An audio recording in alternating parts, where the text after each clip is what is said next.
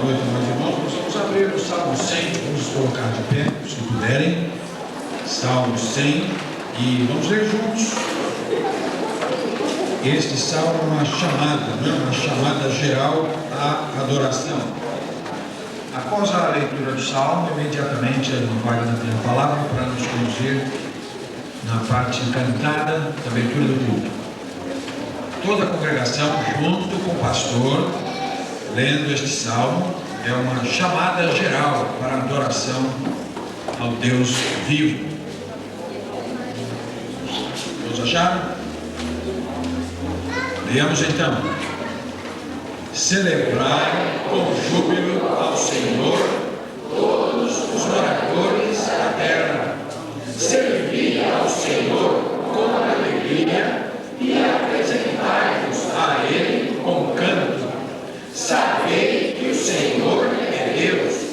Foi Ele e não nós que nos fez povo seu e ovelhas do seu pasto. Entrai pelas portas dele com louvor e em seus átrios com hinos.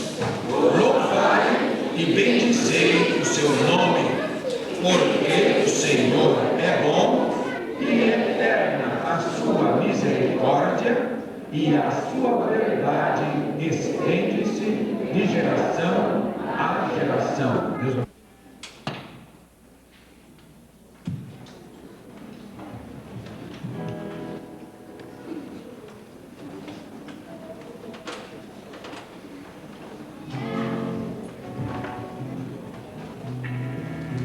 Vamos colocar em pé, irmãos.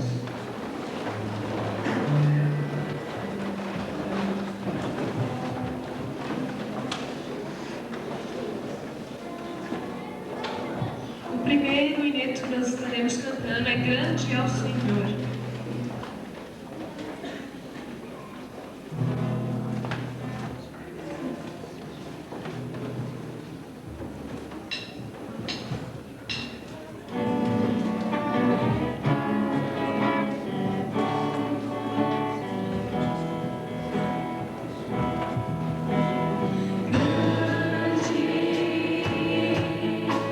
Senhor, e cuide de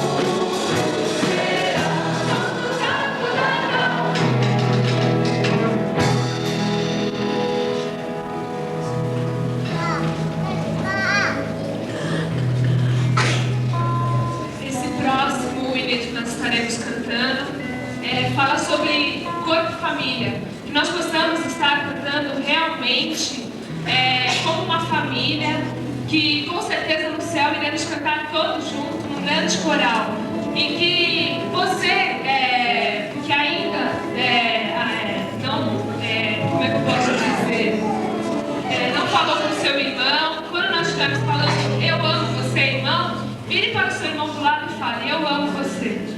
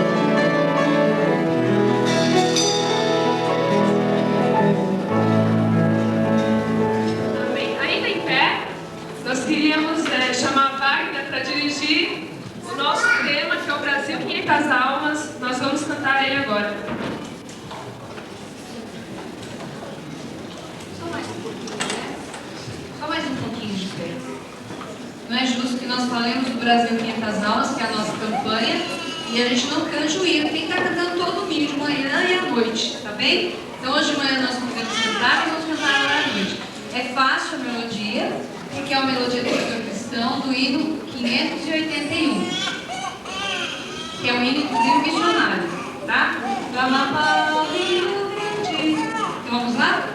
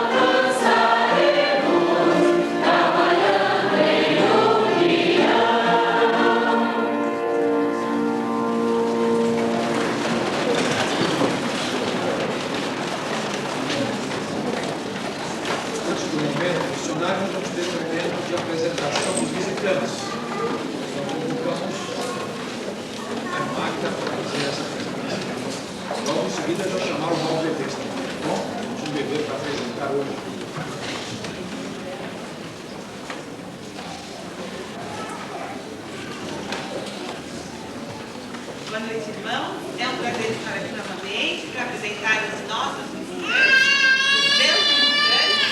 Eu fico muito contente quando chega alguém que eu não conheço, mas às vezes até fico meio assim, envergonhada, porque ele fala para mim, eu não sou visitante. Aí eu falo, desculpa, então vem aqui. Aí eu falo, meu nome é Águida, muito prazer, porque eu não conheço.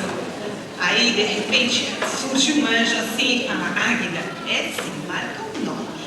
Ai, eu fico tão feliz, porque o pessoal não gosta de me dar o nome. Se vocês soubessem como é gostoso vir aqui e falar para a minha igreja que vocês estão nos visitando, então é um prazer muito grande. E hoje nós temos muitos visitantes, principalmente da Igreja Batista Itápolis, acho que é, né? Jardim Itápolis. Mas eles não quiseram me dar o nome. Eu falei, tá bom, eu até deixo, mas tem que ficar para sempre. Aí olham para mim assim com uma carinha mesmo, vou pensar. E não dá o nome. Mas eu gostaria de chamar a Érica e o Carlos, que ficassem em pé, porque esses foram uns do que não dá o nome. E o irmão falou, Águida, é visita. Muito prazer. Nós ficamos muito felizes com a visita de vocês e que Jesus Cristo tenha sempre aquela mensagem que nós viemos buscar. A igreja fica muito contente em termos aqui. Podemos assinar. Temos também a Elaine. Gostaria que a Elaine ficasse de pé. Muito prazer, muito obrigada, Elaine. Nós ficamos muito contentes de poder conhecer você e que você volte outras vezes. Tá bem? Deus abençoe. Temos uma pessoa também tão especial quanto as outras, mas ela é de tão longe, é de Pernambuco. É a senhora Nerieta. Ela veio com a irmã Nazilda. Muito obrigada. É um prazer tê-la conosco. Deus te abençoe. Leve o nosso abraço para aquela cidade maravilhosa. E volte outras vezes. Venha todo ano visitar a sua prima. Tá bom? E a nossa igreja, que você é muito especial para nós. Deus abençoe, senhoras. E temos também a Amanda. A Amanda está aí? Isso, olha aquela mocinha loirinha, uma boneca. Jesus que te abençoe, Amanda. Você é tão importante. importante como todos os nossos visitantes. E que você traga sua mãe e seu papai para nos conhecer, tá bem? Muito obrigada. Obrigada aos outros visitantes que eu não apresentei, mas vocês são todos muito especiais. Nossa igreja agradece a visita. Obrigada.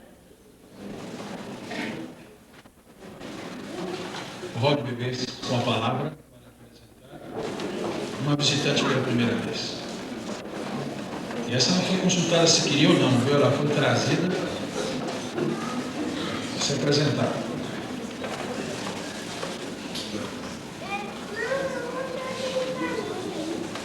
Boa noite a todos.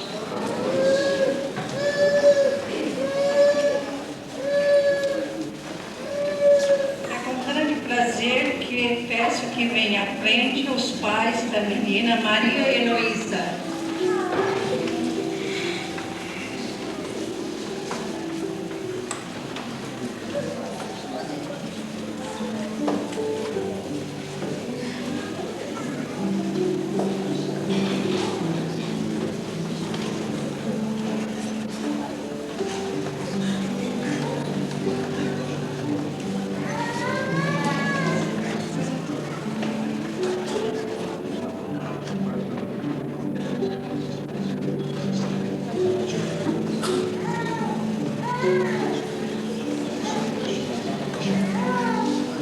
Fomos informados que a Maria Heloísa está jantando, então nós vamos ter que esperar, mas ela não foi convidada, também agora tem que dar a janta que ela pede. Vamos passar por um momento missionário, então, relembrando a igreja, o nosso compromisso com a evangelização do mundo. Os batistas são, por natureza, missionários, né? Tem um mundo no coração. Vamos ouvir. Vou pedir para o irmão Júlio que abra a sua Bíblia em João 4, versículo 34. Mês de março é mês de missões mundiais. Domingo passado muitos irmãos estavam viajando, a igreja estava assim desfalcada, mas hoje acho que vai sair mais forte. O nosso tema é a nossa divisa. Primeiramente eu vou falar o nosso tema. Vede, é tempo de ceifar. E a nossa divisa encontra-se em João 4, versículo 35. Irmão Júlio, por favor. Não dizeis vós que ainda há 4 meses até a ceifa. Eu, porém, vos digo: erguei os olhos e vede os campos, pois já branquejam para a ceifa. Muito obrigada. A Junta de Missões Mundiais pegou apenas a parte 2 do versículo, a segunda parte do versículo, que diz: levantai os vossos olhos e vede os campos que já estão brancos para a ceifa. Vamos falar todos?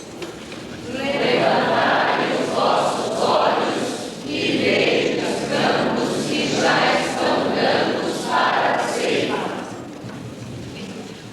O alvo da Junta de Missões Brasileira, da Junta Mundial de Missões, é de 10 milhões de reais. 10 milhões de reais. Só que esse alvo de 10 milhões de reais, ele foi dividido pelas convenções do Brasil. Então foi definido assim: a Convenção do Rio Grande do Sul vai levantar 80 mil reais. A Convenção de Brasília vai levantar tantos mil reais. E a Convenção de São Paulo vai levantar 3 milhões e 500 mil reais. Este é o valor que as igrejas de São Paulo vão levantar para a campanha de missões mundiais. Por isso que eu queria explicar para os irmãos, porque aqui embaixo está bem pequenininho. Alvo, Convenção Batista de São Paulo. Alvo, 3 milhões e 500 mil reais. E aqui, Junta de Missões Mundiais, 10 milhões. O valor que o Brasil vai arrecadar é 10 milhões. Vai porque eu creio nisso. Realmente nós iremos alcançar 10 milhões para mandar para missões. Nós podemos fazer por missões: orar, contribuir e ir até o campo. Nós que estamos aqui, vamos orar e contribuir. Agora, eu também creio que Deus pode levantar pessoas aqui no meio para fazer a obra. Essa cestinha aqui é para ofertas de missões mundiais. Na hora do ofertório, as ofertas depositadas aqui serão destinadas para alcançar o nosso alvo. O nosso alvo é de R$ 5.500. Este é o alvo da nossa igreja, que nós vamos contribuir para chegar em 3.500.000 reais. O nosso alvo é 5.500 reais. O ano passado, a nossa igreja, o alvo da nossa igreja foi de 4.000 reais e nós enviamos para a junta R$5.494,50. A única coisa que nós estamos fazendo, irmãos, é mandar o mesmo valor que nós mandamos no ano passado. Nós não estamos corrigindo, não estamos fazendo nada. A única coisa, iremos mandar o mesmo valor que essa igreja mandou no ano passado. R$5.500. Que o irmão ore essa semana pedindo orientação de Deus e venha contribuir, que o trabalho é muito grande. Tem muita gente que precisa ouvir falar de Jesus ainda. Mais uma coisa. Esses cartõezinhos aqui são de orações. A junta que encaminhou para as igrejas. Aqui tem o nome do missionário, o lugar que ele prega. E atrás tem os dados do país e os pedidos de oração.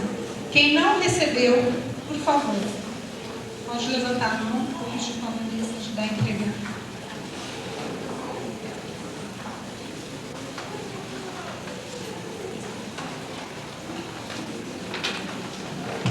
E agora nós vamos cantar o hino da campanha de missões.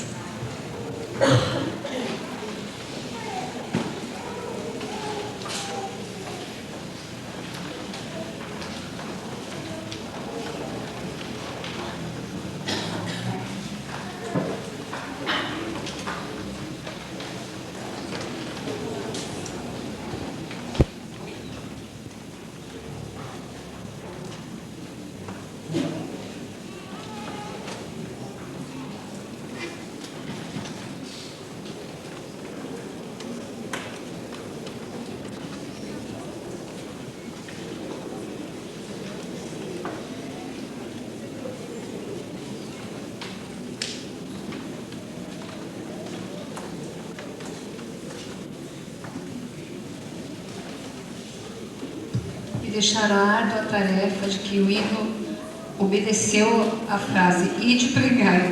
Ele não está aqui, a transparência. Então, no domingo que vem nós vamos cantar. Desculpe. Tá bem?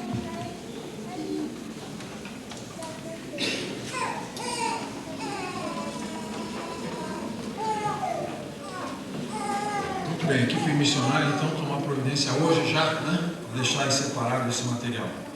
Nós vamos agora chamar os diáconos então para virem em frente. Nós vamos ter um momento de entrega dos dízimos, das ofertas para a obra do Senhor nosso Deus. As igrejas batistas não pedem oferta e nem estimulam ofertas de pessoas, os visitantes, os amigos. Nós não nos valemos de nenhum recurso para a manutenção do trabalho que realizamos no Evangelho, a não ser os próprios recursos nossos, que somos membros da igreja local. Nem governo, nem rifa, nem nenhum outro expediente. Nós obedecemos estritamente o que a palavra de Deus diz, né? A palavra de Deus diz que o servo do Senhor, a serva do Senhor, deve honrá-lo com as primícias de sua renda. Então nós consagramos a Deus mensalmente os nossos dízimos, as nossas ofertas, e com eles nós sustentamos a obra local, nacional e mundial. Fazemos a nossa parte. Além do que, todos os recursos levantados na Igreja Batista são passados à congregação no relatório mensal. Cada centavo que entra, cada centavo que sai, é dado o relatório para a congregação. E não se gasta um centavo sem autorização da igreja em plenário, assembleia pública, para qualquer despesa, qualquer pagamento. Ficamos muito à vontade, pois, para esse momento, devido à transparência com que os batistas vêm trabalhando nessa parte delicadíssima, que é a parte financeira, que tem sido muito escândalo no mundo, muito tropeço para as pessoas, o mercantilismo espiritual. Fico muito à vontade, convido você até para vir para a Assembleia, você pode vir assistir. Por exemplo, será sábado que vem às 18 horas. Todo o relatório, cada centavo que o tesoureiro recebeu e pagou, para onde foi, que autorização para dar aquele dinheiro foi realizada. De sorte que Ficamos à vontade para fazer esse momento. Você que é nosso visitante, fique no seu lugar, aguardando. Esse momento é nosso, o momento da igreja. Vamos fazer isso agora.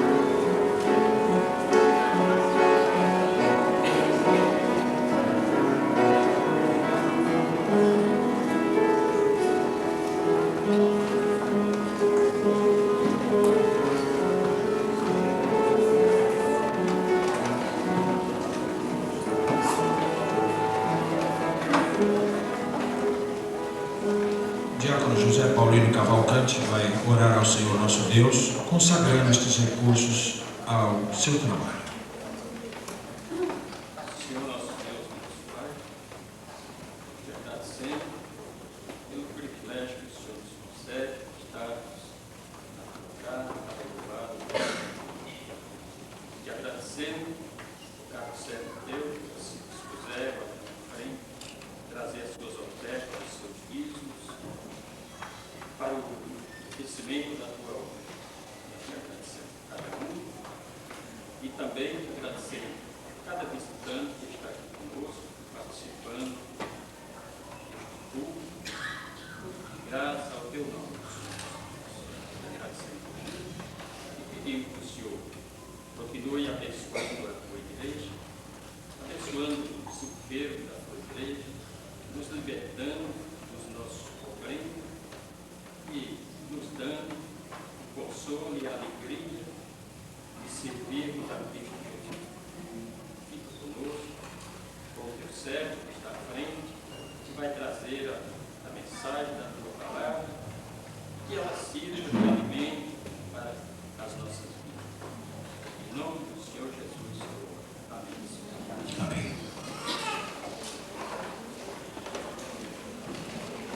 Nós vamos ouvir agora o coro da igreja, que vai cantar um hino de adoração para o nosso enlevo espiritual.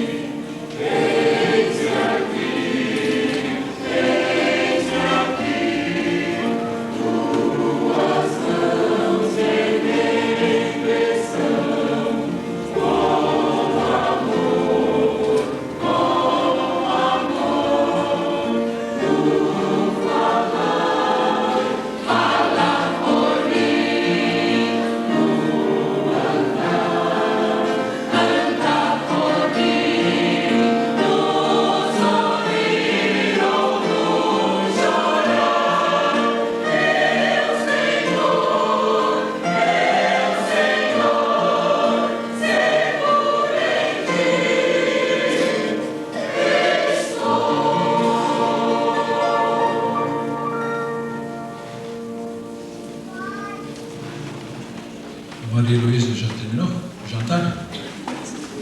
Já? Então vamos trazê-lo, né, para apresentar para a congregação o bebezinho novo que chegou.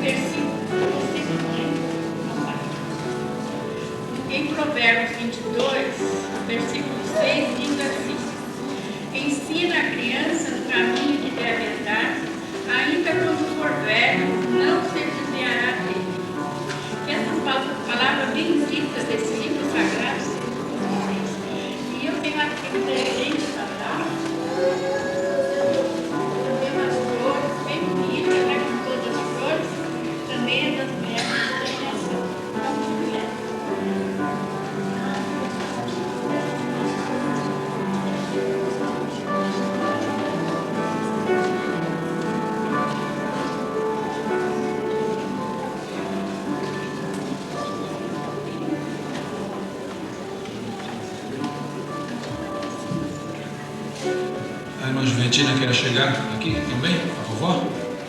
Se quiser, venha para também nós estarmos orando a Deus por esta criança.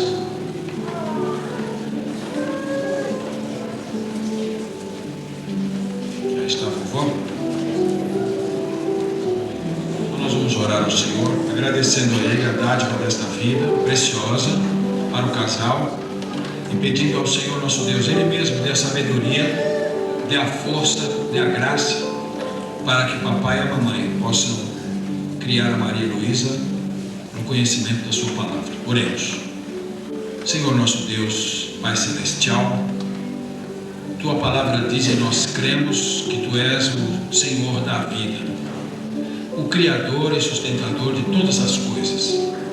Tu mesmo nos criaste a Tua imagem consoante a Tua semelhança. Por isso, um ser humano carrega uma marca divina que o diferencia de toda a ordem criada. Tu desejaste no começo compartilhar com o homem a Tua grandeza, a Tua glória, o Teu governo do universo. E mantens este plano, mesmo apesar do pecado ter entrado no mundo. Tu planejaste restaurar os pecadores pela morte de Jesus Cristo. Portanto, o teu plano ainda é abençoar a pessoa através da família. Oramos, pois, em favor da Maria Luísa, agradecendo-te por sua chegada com saúde, uma linda criança que veio emoldurar, que veio enriquecer o lar dos teus servos.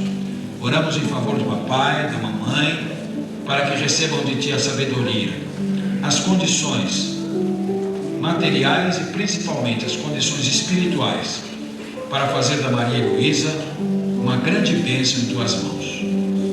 Uma pessoa especial, uma pessoa consagrada, uma pessoa fiel a Deus. Eles têm esse privilégio e essa responsabilidade. Abençoa para que eles possam, com dignidade, criar esta criança para a glória do teu santo nome. Muito obrigado, Senhor, por esta dádiva maravilhosa com que tu enriqueces a família deste casal e também a nossa, por que não dizer que os amamos muito. Digna-te, pois, a ouvir a nossa oração e responder segundo o nome de nosso Senhor e Salvador Jesus Cristo. Amém.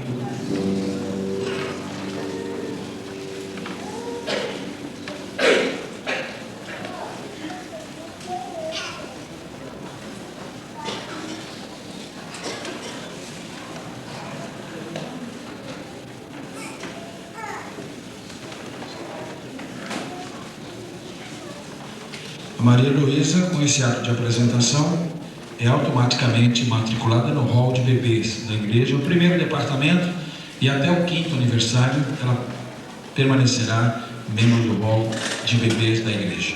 Todo ano é visitada no aniversário, faz o culto, faz a visita, acompanhando o desenvolvimento da criança.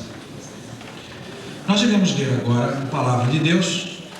Depois o irmão Ananias vai cantar um solo. Foi feito um pedido especial para que ele cantasse esse solo, esse hino específico hoje à noite.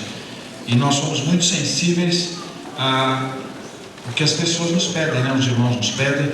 Então nós vamos incluir este hino, este solo de irmão Ananias, logo após a leitura.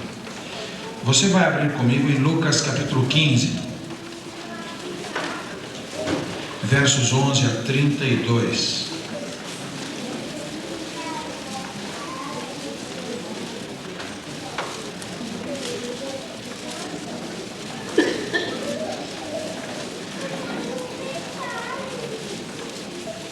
Evangelho de Lucas, capítulo 15, versos 11 a 32, trata-se de uma das mais belas. Alguns dizem que esta parábola é a mais bela parábola jamais contada na literatura mundial. Esta parábola é mais do que bonita, ela é mais do que um conteúdo literário. Essa parábola é uma representação dramática do que significa ser salvo. Está escrito, Jesus disse o seguinte: um certo homem tinha 2 filhos. O mais moço deles disse então: pai, dá-me a parte da fazenda que me pertence. E ele repartiu por eles a fazenda. Poucos dias depois, o filho mais novo, ajuntando tudo, partiu para uma terra longínqua e ali desperdiçou a sua fazenda, vivendo dissolutamente. Havendo ele gastado tudo, houve naquela terra uma grande fome e começou a padecer necessidades. E foi e chegou-se a um dos cidadãos daquela terra, o qual o mandou para os seus campos a apacentar porcos. E desejava encher o seu estômago com as bolotas que os porcos comiam, e ninguém lhe dava nada. Caindo em si, disse: quantos trabalhadores de meu pai têm abundância de pão, e eu aqui pereço de fome. Levantar-me-ei, irei ter com meu pai, e dir-lhe-ei: pai, pequei contra o céu e perante ti, já não sou digno de ser chamado teu filho. Faze-me como um dos teus trabalhadores. E levantando-se foi para o seu pai. E quando ainda estava longe, viu o seu pai, e se moveu de íntima compaixão, e correndo, lançou-se-lhe ao pescoço e o beijou. E o filho lhe disse: pai, pequei contra o céu e perante ti, já não sou digno de ser chamado teu filho. Mas o pai disse aos seus servos: trazei depressa a melhor roupa e vestilho, ponde-lhe um anel na mão, sandálias nos pés. Trazei o bezerro cevado, matai-o, comamos, alegremo-nos, porque este meu filho estava morto e reviveu, tinha se perdido e foi achado. E começaram a alegrar-se. E o seu filho mais velho estava no campo, e quando veio e chegou perto da casa, ouviu a música e as danças, e chamando um dos servos, perguntou-lhe o que era aquilo. E ele lhe disse: veio teu irmão, e teu pai matou o bezerro cevado, porque o recebeu são e salvo. Mas ele se indignou e não queria entrar, e saindo, o pai estava com ele. Mas respondendo ele, disse ao pai: eis que te sirvo há tantos anos, sem nunca transgredir teu mandamento, e nunca me deste um cabrito para alegrar-me com os meus amigos. Vindo, porém, este teu filho, que desperdiçou a tua fazenda com as meretrizes, mataste-lhe o bezerro cevado. E ele lhe disse: filho, tu sempre estás comigo, todas as minhas coisas são tuas. Mas era justo alegrarmos-nos e regozijarmos-nos, porque este teu irmão estava morto e reviveu, tinha se perdido e foi achado. Ananias,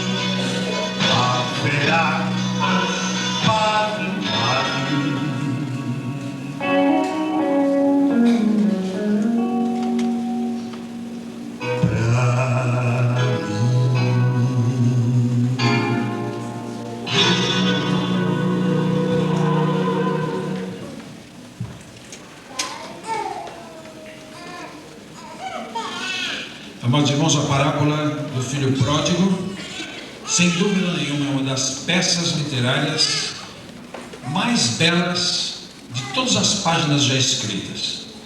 Muito se tem pregado sobre esse texto. Eu mesmo já preguei dezenas de sermões sobre esse texto, várias vezes sobre esse texto. E seria até interessante fazer uma coletânea, uma coleção de sermões sobre esse texto. Muitos pregadores pregam sobre esse texto. Ele apela muito à nossa imaginação e ele nos elucida muito essa questão do que é, na verdade, ser um salvo. Só que hoje à noite, nós não vamos nos deter nesse pródigo que foi embora. Porque a parábola começa e se desenvolve e encontra o seu epílogo à luz do pródigo que deixou o pai. O pródigo que se foi. Nós vamos nos concentrar hoje à noite no pródigo que ficou. Porque raramente se ouve um sermão sobre esse que ficou. Não é? Quantos sermões você já ouviu sobre o pródigo que ficou lá em casa? Quase que não se ouve. Então nós vamos resgatar isso hoje à noite, nos minutos que nos restam ali, sobre esse aspecto que Jesus também deixou na parábola. São dois filhos. A relação dos dois com o pai é a mesma. Os dois são filhos. Os dois herdeiros. Os dois tinham partes específicas na herança. Os dois tinham relação de sangue com o pai. Os dois tinham a subordinação normal da hierarquia familiar judaica. Os dois, os anos mais marcantes da vida, viveram à sombra do pai, absorvendo dele os ensinamentos, a proteção, a instrução, a provisão. Os dois aprenderam com o pai verdades sobre Deus, sobre a fé, sobre a vida espiritual. E de repente um resolve romper, um rompimento traumático e dramático com o pai, exige a parte da herança dele adiantadamente, vira as costas e some no mundo.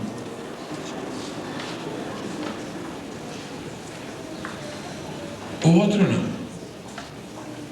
Sempre ali. Não houve essa atitude chocante. Não houve essa atitude que ferisse a sensibilidade. Não se percebe assim nada que chamasse de fato a atenção para aquele moço, se comparado com o outro. Mas o coração de um, o coração de outro, compartilham da mesma natureza. Nós podemos dizer, tanto perdido que foi, quanto perdido que não foi.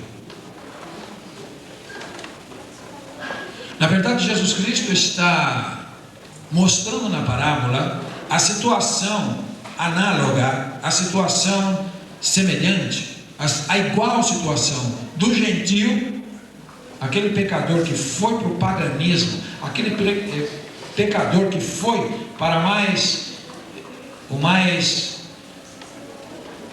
chocante lamaçal, os pecados mais repelentes, e Israel, que também era pecador, o judeu, que também era pecador, um tipo diferente de pecado, mas não deixava de ser pecador. Então, na essência, o problema dos dois era o mesmo. Vamos então fazer algumas observações dentro deste pródigo que ficou. Vamos fazer algumas observações a respeito do pródigo que não foi. Primeira observação: um bom começo não é suficiente para a salvação. Um bom começo não é suficiente para a salvação. O começo dos dois foi exatamente igual, pertinho do Pai. Não houve uma diferenciação de privilégios, não houve uma diferenciação de tratamento, não houve uma diferenciação educacional, uma diferenciação de orientação espiritual. Os dois começaram, e diríamos, os dois tiveram um bom começo, porque tinham pai, tinham os mandamentos do pai. Olha aqui, o outro diz: eu não transgredi teu mandamento, etc. Espiritualmente falando, um bom começo não é suficiente. É algo alvissareiro. Um bom começo é algo que traz uma esperança. Um bom começo é algo que traz uma potencialidade. Um bom começo é algo que pode antecipar um clímax e uma conclusão feliz. Mas não é tudo. Ou nós perfazemos o caminho completo, ou nós completamos o começo, nós integralizamos a exigência de Deus para o céu, ou só o começo não vai resolver o problema. Então tiveram bons começos. Quantas pessoas têm bons começos? Começam ouvindo de Jesus Cristo, começam frequentando uma boa igreja, onde se prega a palavra de Deus direitinho, começam estudando a Bíblia, às vezes uma classe bíblica, começam atentando para os hinos, achando bonita a melodia, achando interessante a letra, começam à sombra do bom exemplo e da influência de bons homens de Deus, de boas mulheres de Deus, vicejam ao redor de um lar abençoado por Deus, temente a Deus, começam até a se sentir atraídas pelo Evangelho, celebram o Natal, acham interessante a Páscoa, se sintonizam com os grandes temas do Evangelho. Tudo isso podemos chamar de um bom começo. Algumas pessoas, até sendo filhas de crentes, frequentam a igreja e em determinado momento, impulsionados por qualquer coisa, ou talvez um amiguinho lá que vai se batizar, ou uma outra pessoa que vai se batizar, ela acha interessante para ela o batismo naquele momento, ela pede o batismo naquele momento. Mas não é suficiente um bom começo. Judas Iscariotes teve um bom começo. Primeiro chamado para ser discípulo, com muitos outros seguidores de Cristo. Depois escolhido a dedo pelo mestre para ser um apóstolo. E depois, entre os apóstolos, teve o privilégio de ser o tesoureiro do grupo, membro da diretoria executiva da igreja apostólica. Teve o privilégio de pregar o Evangelho. Ele está na comissão dos 70, ele está na comissão dos 12. Jesus manda fazer a tarefa, dá a eles poder de expulsar demônios, de ressuscitar mortos, de curar os leprosos. Ele realiza os milagres juntamente com os outros, e ele volta feliz com os outros. Bom começo. O próprio nome Judas, que na verdade é Judá, a própria raiz do nome judeu, o judei, significa Deus seja louvado, Javé seja louvado. É um grande nome. Judas, Judá, louvado seja Javé, Javé seja louvado. Evidentemente recebeu esse nome pela piedade dos seus pais. Evidentemente os pais eram pessoas tementes a Deus, e quando receberam este filho como a projeção de uma esperança que ele fosse um dia um grande homem de Deus, dão-lhe um nome extremamente sugestivo. Grande começo. Grandes começos podem ser promissores, mas não são suficientes. Jesus Cristo, na parábola do semeador, ele diz que o semeador saiu a semear, e você vai lendo a parábola e você vai vendo que algumas sementes tiveram bons começos. Exceção feita aquela que caiu na margem do caminho e as aves vieram e comeram essa semente, as outras entre os pedregais ou entre os espinhos começaram a germinar. Teve um bom começo. E Jesus disse: o semeador é aquele que prega. A semente é a palavra de Deus, é a mensagem do reino. Então a pessoa ouve a palavra de Deus. Em alguns casos existe uma suposta germinação, uma suposta conversão, mas na verdade é um convencimento. A pessoa se convence que aquilo é verdadeiro. Ela se deixa conduzir pelo Espírito Santo até um determinado ponto, até concordar. Mas o convencimento não se transforma em conversão. Jesus disse que os cuidados do mundo, Jesus disse que a perseguição por causa da palavra, etc, etc, fazem sufocar a semente. E uma cai em boa terra. Então essa germina, ela dá fruto a 30, 60 e 100 por um. De modo que, senhores, grandes começos não são suficientes. É preciso completar. Se nós iniciamos uma viagem, se nós iniciamos um curso profissionalizante, um curso acadêmico, e nós passamos em primeiro lugar no vestibular, efetivamente é um grande começo, mas não é suficiente.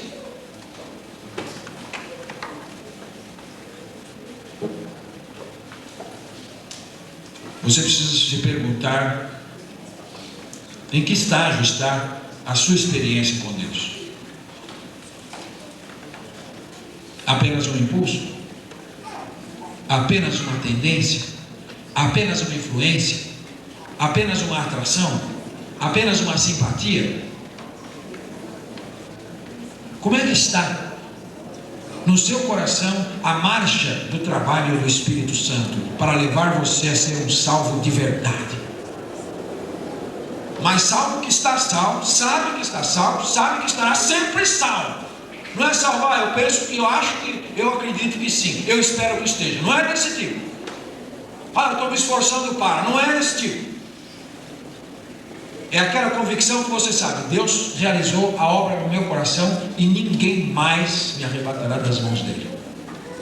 Eu comecei, ou melhor, Deus começou em mim a boa obra e ela tem completado.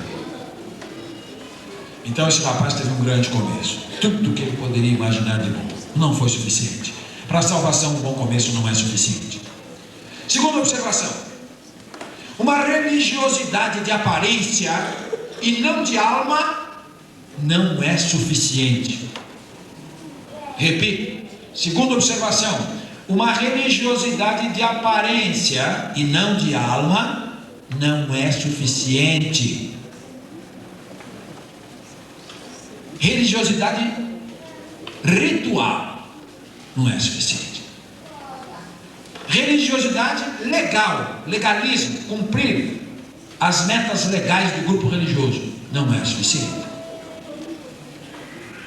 Saber até direitinho, dizer decora os versículos, saber os textos, isso não é suficiente.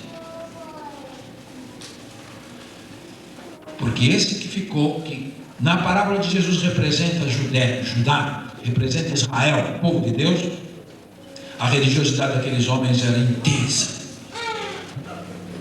Intensa. O problema de Israel e o problema dos judeus nunca foi falta de religiosidade. Isso houve muito e sempre.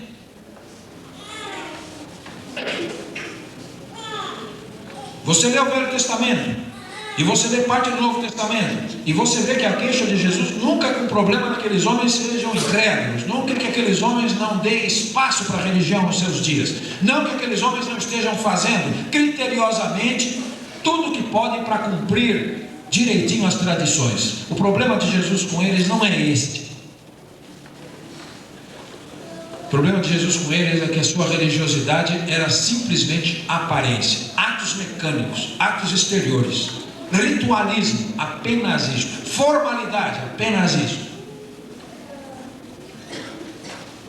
Se não, vejamos pelo menos dois exemplos aqui na atitude desse rapaz. Ele chega para o pai e disse: olha, eu estou há tanto tempo te servindo, e nunca transgredi o teu mandamento.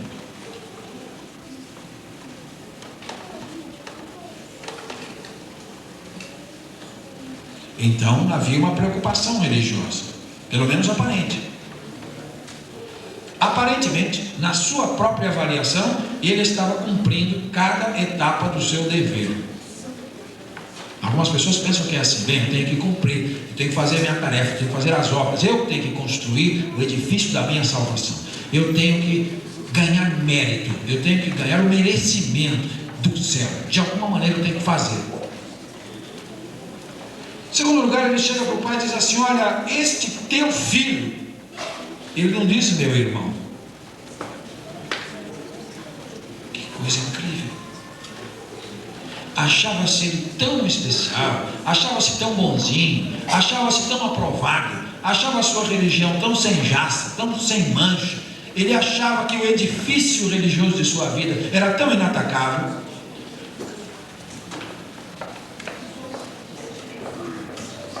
que ao olhar para o irmão que voltava agora, não é? Voltava a viver, ele não chamou meu irmão, disse teu filho.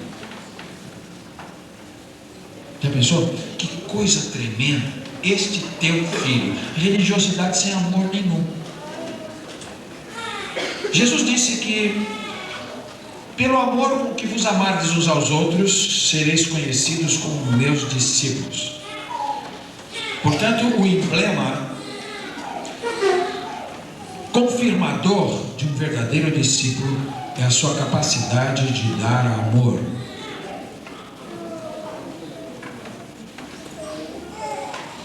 As pessoas julgam muito as religiões, os grupos religiosos e dão uma nota.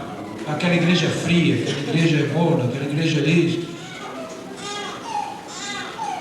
Porque vem para um culto e se o culto é mais silencioso, se o culto é mais comportado, então é frio. Se na mensagem o pregador não planta bananeiras, não pula em cima do púlpito, não quebra o microfone, não se escabela, não corta a gravata, ele é fraco, ele não tem mensagem. Então julgam a religiosidade e o calor da religiosidade pelos atos exteriores. Jesus não julga por isso.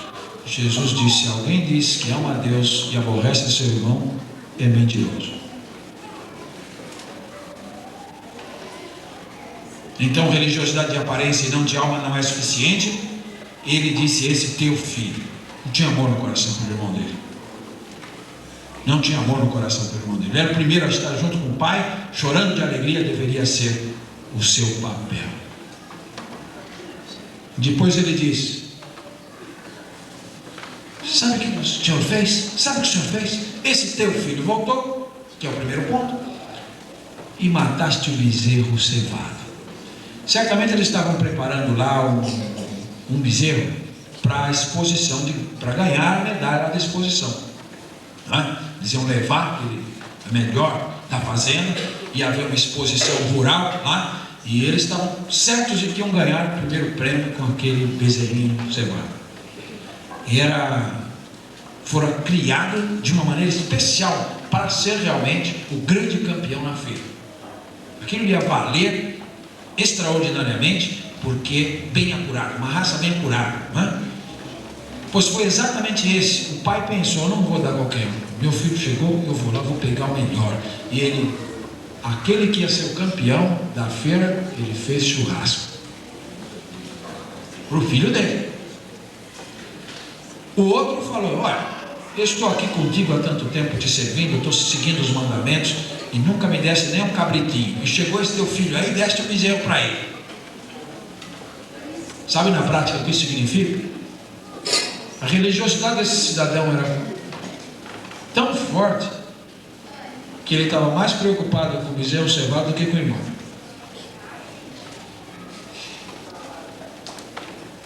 A preocupação dele é: mas esse que ia ser o campeão, esse que nós íamos ganhar o prêmio.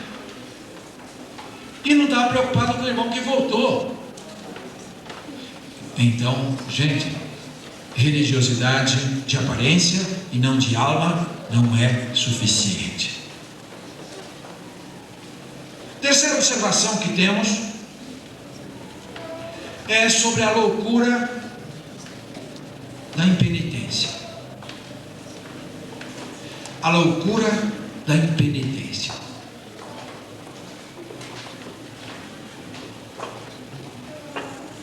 O homem pode estar tão cego para com a sua justiça própria que não vê a sua miséria.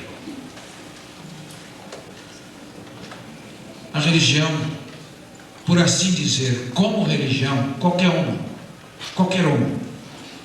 Vamos colocar o nosso exemplo. Nós temos aqui uma igreja batista. É uma instituição religiosa, organizada,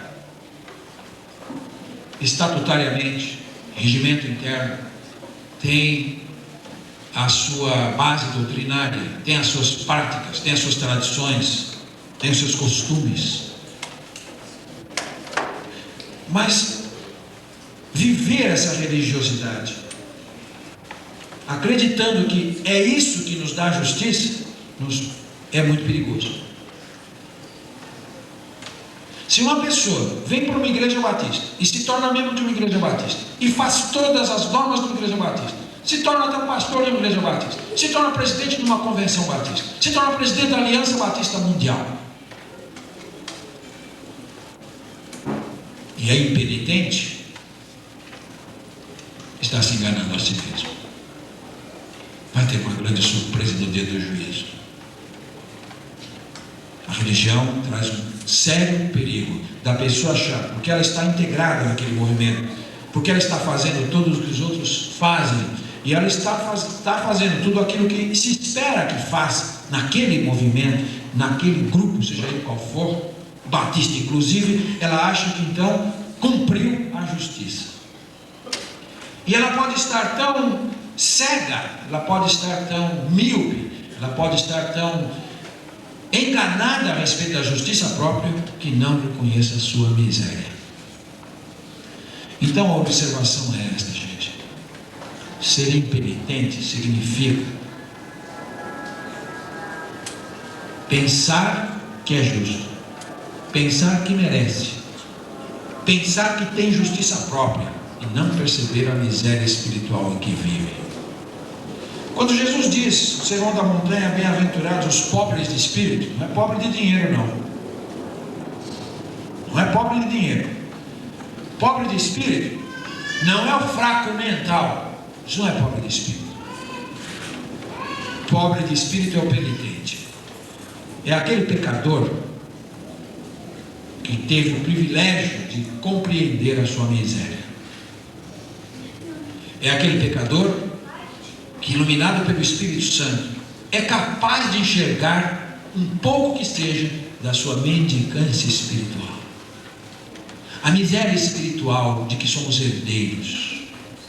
Nenhum de nós merece absolutamente nada em termos de céu. Nós não merecemos nada em termos de céu. Toda uma vida de serviço dentro de uma igreja, 25 anos, 40, 50 de ministério, em termos de céu não significa nada, porque isso não dá céu para ninguém. Todo o dízimo que nós entregarmos, todas as reuniões de oração que comparecermos, todas as visitações evangelísticas a que comparecermos, todos os hinos que cantarmos, em termos de céu não tem valor nenhum.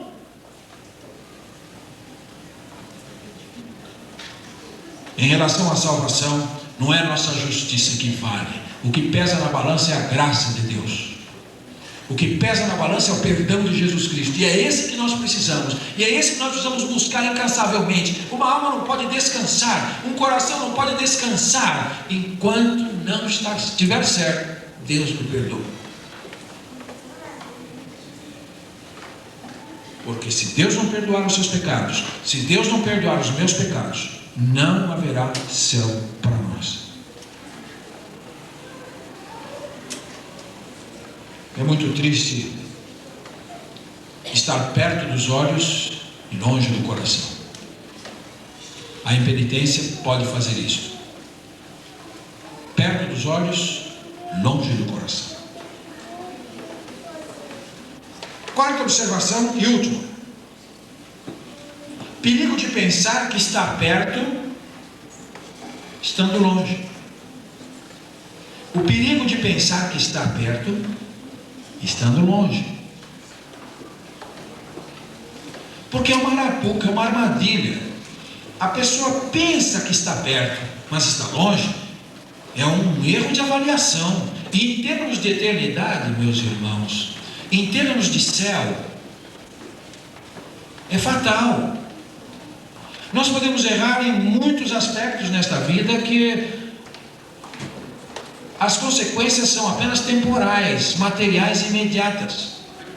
Mas se nós errarmos no nosso julgamento, se nós errarmos na nossa conscientização de onde estamos em relação a Deus, isso é fatal, porque terá consequências eternas. Aquele rapaz pensava que estava perto. O outro que estava longe e descobriu que estava longe, para ele houve esperança, porque arrependido, porque humilhado, porque reconhecendo as misérias, ele veio como estava e se colocou aos pés do Pai e se colocou no pó da terra e disse: eu não posso nem mesmo ser chamado teu filho, meu pecado contra os céus e contra ti é tão grande, eu não quero nem mais ser chamado teu filho. Um rapaz que estava longe e sabia que estava longe. Essa foi a grande chave para que fosse salvo. Mas o rapaz que estava longe, pensando que estava perto, para esse eu não vejo solução na parábola. Deu para entender? Então há muita gente pensando que está perto, mas está longe. Há muita gente pensando que está perto, mas está longe. O problema no Brasil não é de religiosidade. O problema do Brasil não é de fé. O problema no Brasil não é. O problema no Brasil é de salvação mesmo. Há muita gente aceitando o evangelho da prosperidade. Estão indo para as igrejas porque os pregadores televisivos, os pregadores dos acessos da mídia estão apresentando um evangelho da prosperidade. É o paraíso aqui e agora. É o Deus que abençoa, dando a você carro, dinheiro, poupança, casa na praia, casa de campo, fazenda, avião, submarino. Então a pessoa vai para a igreja nessa esperança de que esse Jesus é Senhor, mas é Senhor nesse sentido, Ele é Senhor do Banco Central, Ele é Senhor do dólar, do real, Ele é Senhor da balança de pagamentos, Ele é Senhor do patrimônio. E então as multidões vão, como vão também para o baú da felicidade,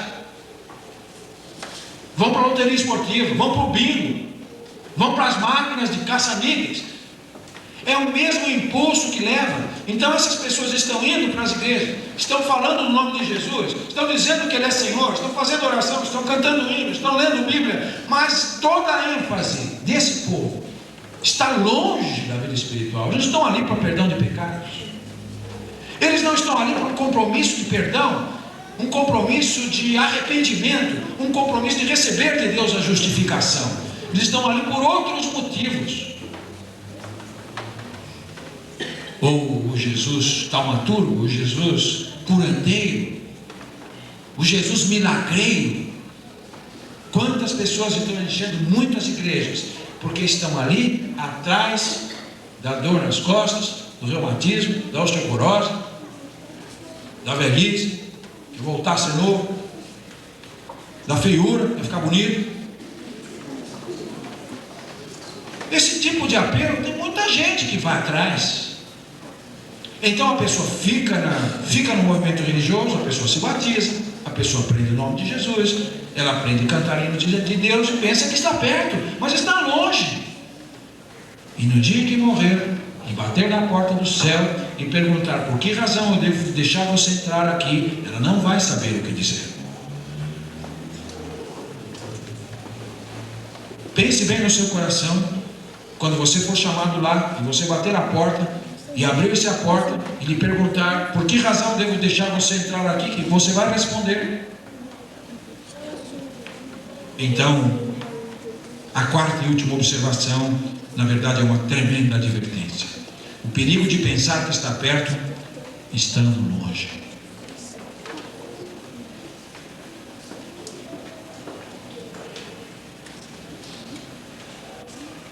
o pródigo que ficou. Que pena, não é? Que pena. O que aconteceu com Israel, exatamente o que estava na palavra. Tão perto, com as escrituras na mão, ali andaram os profetas.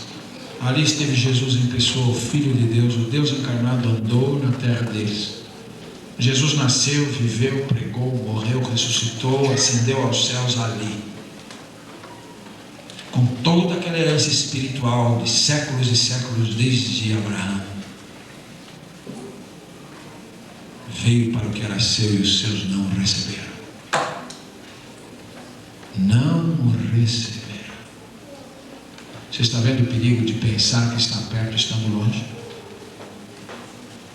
Quantos estão lamentando nas penas eternas, dizendo: mas Jesus ali, na nossa terra, na nossa frente, nós ouvimos pregar, nós tocamos no seu manto, nós ouvimos a sua pregação, nós vimos a sua vida de poder, nós ouvimos as suas palavras, nós sentimos o impulso do seu Espírito, nós tínhamos a palavra dele em nossas mãos e estamos no inferno. Ponha no seu coração hoje essas solenes observações. E se for o caso, vá a Jesus hoje mesmo. Vá a Jesus em arrependimento sincero dos seus pecados. Vá a Jesus sentindo, admitindo, confessando as suas misérias. Vá a Jesus humilhando-se diante dele, porque aquele que humilhar-se será exaltado. Vá a ele confessando que ele é a sua única esperança. Que você crê que a graça dele é suficiente para te salvar perfeitamente. Deus abençoe você. Pródigo, você e eu, todos nós somos. Alguns pródigos foram mais longe, deram as costas, foram bem longe. Outros pródigos ficaram um pouco mais perto, não se distanciaram muito. Mas a situação dos dois é a mesma. Não adianta bons começos. Quem é Jesus para você hoje? Essa resposta só você pode dar. E um dia lá no céu, quando você bater na porta, eles vão perguntar: quem foi Jesus para você? O que você vai responder? Vamos ouvir o coro, o hino final. Enquanto eles se preparam, quero agradecer a visita da irmã Lindau, que está aqui conosco hoje, a Dalva, obrigado por estar aqui conosco. É um prazer revê-la. Seja bem-vindo.